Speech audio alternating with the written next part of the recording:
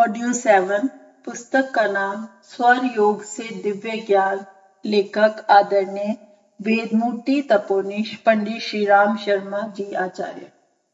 श्वासो उच्छ्वास क्रिया का पूर्ण विवेचन अखंड ज्योति कार्यालय मथुरा से प्रकाशित प्राण चिकित्सा विज्ञान नामक पुस्तक में दिया गया है। उसके पूरे विज्ञान को समझने के इच्छुकों को वह पुस्तक पढ़नी चाहिए।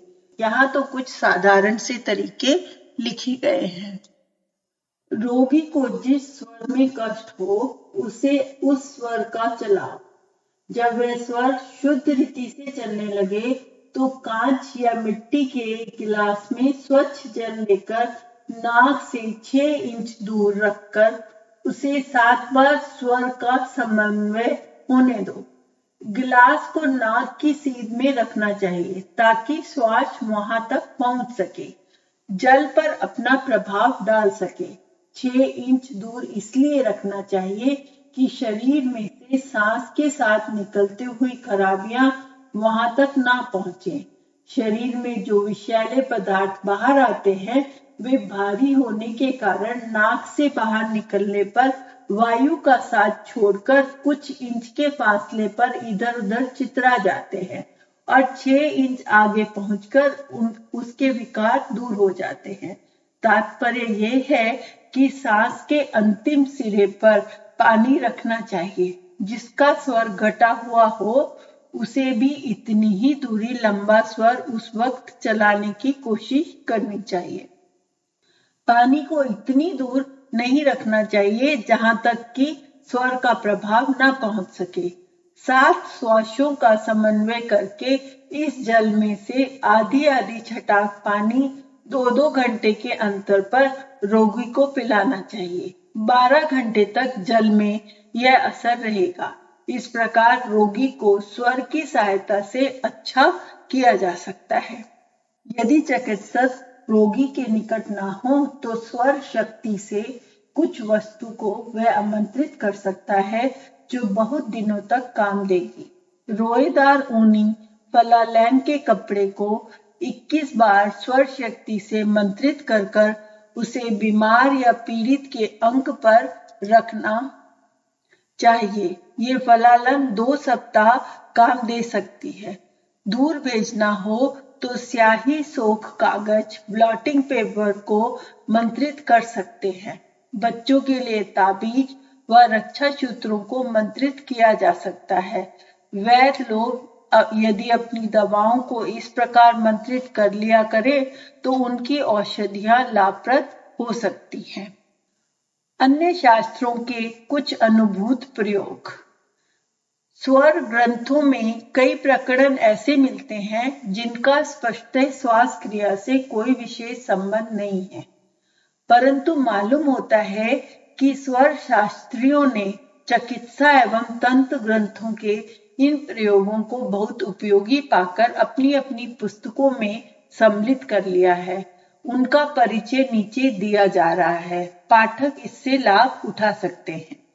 नंबर 1, सिर दर्द होने पर दोनों हाथों को कोहनियों को ऊपर धोती के किनारे अथवा रस्सों से खूब कसकर बांध देना चाहिए।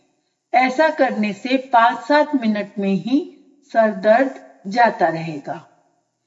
कोहनी जोर से बांधनी चाहिए जिससे रोगी को कुछ तकलीफ मालूम होने लगे और उसका ध्यान सिर दर्द को भूलकर उसी स्थान पर केंद्रित हो जाए।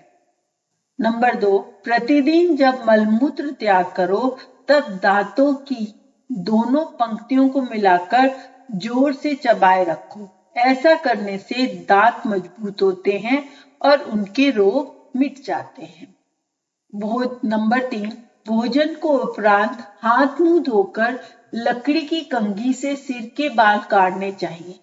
कंघी इस तरह चलानी चाहिए जिससे कांटे कुछ सिर में चुभे। इससे सिर संबंधी कोई बीमारी तथा वाल व्याधि उत्पन्न होने का भय नहीं रहता। नंबर 4, कभी गर्मी में कहीं बाहर जाना हो तो तौलिए से दोनों कानों को ढक लेना चाहिए। इससे लू लगने का डर नहीं रहता। नंबर 5, स्मरण शक्ति कम हो जाने पर सिर के ऊपर लकड़ी के तख्ते का एक छोटा सा टुकड़ा रखो और उसको लकड़ी की छोटी सी हथौड़ी से धीरे धीरे ठोको। पाठकों ने अनुभव किया होगा कि लोग कभी कभी किसी भूली हुई बात को स्मरण करने के लिए सिर खुजाते हैं अथवा सिर में पेंसिल ठोकते रहते हैं। नंबर 6, शौच क्रिया के पश्चात हाथ मुंह धोकर मुंह में जितना पानी भर सको भर लो और पानी को मुंह में ही रोककर हथेली से ठंडा जल भरकर खुली हुई आंखों पे खूब छिड़को। 5-7 बार ऐसा करने के बाद मुंह में भरा हुआ पानी फेंक दो। इस प्रकार भोजन उपरांत भी ये क्रिया करनी चाहिए। इससे आंखों की बीमारी नहीं होती और ज्योति ठीक रहती है। नंबर 7, कुछ समय पद्मासन में बैठकर दांतों की जड़ में जीभ का अग्रभाग दबा रखने से सब तरह की व्याधियां नष्ट हो जाती हैं। नंबर 8, रक्त अपामार्ग लाल अंगा की जड़ को हाथ में बांधकर रखने से भूत प्रेत आदि की बाधा मिट जाती है। नंबर 9, प्रातः समय पद्मासन में बैठकर नाभि की ओर टकटकी लगाकर देखते हुए नाभि में वायु धारण और नाभि कंद का ध्यान करने से मंद आग्नि, आजीर्ण, अतिसार आदि पेट के रोग दूर हो जाते हैं। नंबर 10, प्यास की व्याकुल होने पर ऐसा ध्यान करना चाहिए कि जीभ के ऊपर कोई खट्टी चीज रखी हुई है।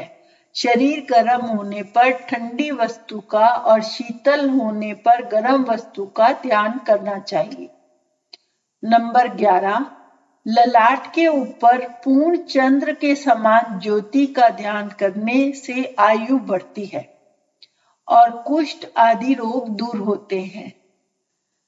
सिर गर्म होने पर या घूमने पर मस्तिष्क में श्वेत वर्ण शरद चंद्र का ध्यान करने से कुछ ही मिनट में शांति मिलती है। नंबर 12, सर्वथा दृष्टि के आगे पीत वर्ण की उज्जवल ज्योति का ध्यान करने से बिना औषधि सब प्रकार के रोग अच्छे हो जाते हैं और देह में परिपूर्ण यौवन बना रहता है। नंबर 13, श्याम वर्ण का ध्यान करने से वायु, लाल वर्ण का ध्यान करने से पित्त और श्वेत वर्ण का ध्यान करने से कफ के दोष दूर होते हैं। स्वर ग्रंथों में वशीकरण आदि की क्रियाओं का भी उल्लेख है। उनका सर्वसाधारण के लिए कोई प्रयोजन न देखकर इस पुस्तक में उल्लेख नहीं किया गया है। तत्व ज्ञान से दिव्य दृष्टि। इस समय स्वर योग संबंधी जो ग्रंथ उपलब्ध हैं उनमें प्रश्नोत्तर एवं भविष्य कथन के संबंध में भी कुछ उल्लेख मिलता है। जिस प्रकार रमल विद्या या कोष्ठों पर हाथ रखवाकर अथवा नामाक्षर आदि गिनकर फलित ज्योतिषी का कुछ भाग बहुत सरल बना लिया गया है, उसी प्रकार के कुछ 2 प्रसंग एक विद्या में भी पाए जाते हैं। उनमें से कुछ का सारांश इस प्रकार है। प्रश्नकर्ता को प्रश्न विचारक के पास कोई पुष्प अथवा रक्त वर्ण की वस्तु लानी चाहिए, जिससे उसके आते ही विचारक ये समझ ले कि आगंतुक प्रश्न करता है और स्वर आदि के विषय में सतर्क हो जाए।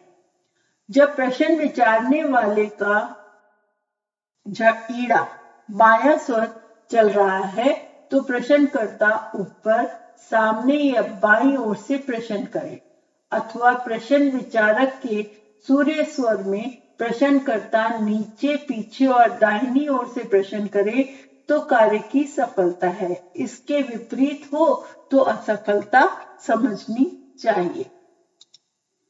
विचारक के पूरक में प्रश्न करना शुभ है तथा रेचक में अशुभ, अर्थात जिस समय प्रश्न करे और विचारक श्वास भीतर खींचता हो तो शुभ और बाहर छोड़ता हो तो अशुभ।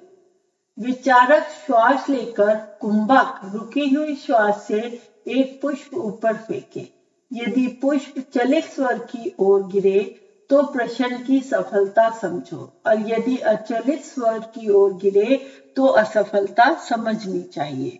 प्रश्नकर्ता प्रश्न पूछने के समय यदि पूर्व और उत्तराभिमुख हो और चंद्र स्वर चलता हो अथवा दक्षिण पश्चिम की ओर उसका मुख हो और सूर्य स्वर चलता हो तो शुभ समझो, अन्यथा अशुभ। यदि चलित स्वर की ओर प्रश्न किया जाए तो कार्य कैसा ही कठिन हो, लाभ होगा। चलित स्वर की ओर से कर्कश स्वर में प्रश्न किया जाए तो लाभ अवश्य होगा, किंतु कष्ट के साथ। प्रश्नकर्ता यदि पहले अचलित स्वर से प्रश्न करे और फिर चलित स्वर की ओर आ बैठे तो कठिनाई के साथ सफलता मिलेगी। प्रश्नकर्ता को नीचे खड़ा होकर नर्म वचनों से प्रश्न पूछना शुभ है। ऊंचे स्थान पर कठोर शब्दों से पूछे तो अशुभ है। अमुक स्त्री के गर्भ रहा या नहीं रहा, ऐसा प्रश्न बंद स्वर की ओर से किया जाए तो गर्भ है ऐसा समझना चाहिए, अन्यथा नहीं। गर्भ में लड़का है या लड़की, इस प्रश्न के जवाब में प्रश्नकर्ता का यदि बायां स्वर चल रहा है और अपना दायां तो लड़का होकर मर जाएगा, ऐसा जानना चाहिए। यदि दोनों के ही दक्षिण स्वर हो तो लड़का होगा और आनंद मंगल होगा। प्रश्नकर्ता का स्वर दाहिना हो और उत्तरदाता का बायां तो लड़की होकर मर जाएगी। यदि सुषुम्ना का प्रश्न किया जाए तो गर्भपात होगा या माता कष्ट भोगेगी। इसी प्रकार के या थोड़े बहुत हेर फेर से युद्ध, यात्रा, परदेसी का आगमन, मित्रता, विक्रय, वर्षफल आदि के प्रसंग आते हैं।